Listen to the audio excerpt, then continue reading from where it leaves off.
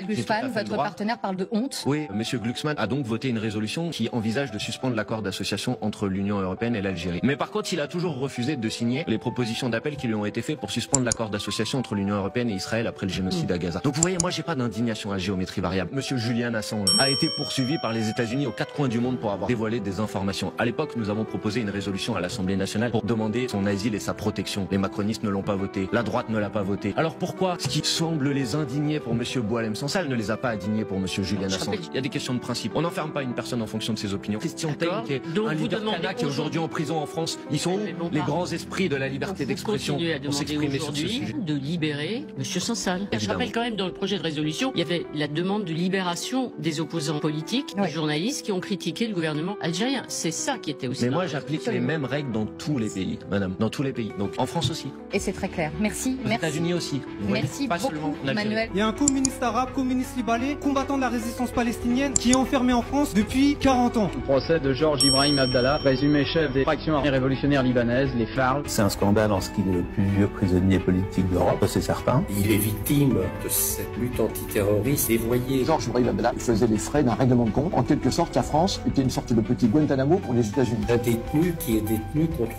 toutes les règles. 40 ans de prison pour une complicité, on ne voit pas. Enfin, à l'époque, il y a eu d'autres condamnations pour des faits beaucoup plus graves et tout le monde est sorti. Il était peut-être chrétien marxiste, mais qui était arabe d'abord, et que pour un juge, c'était libérer un terroriste arabe. Je suis face à un mur.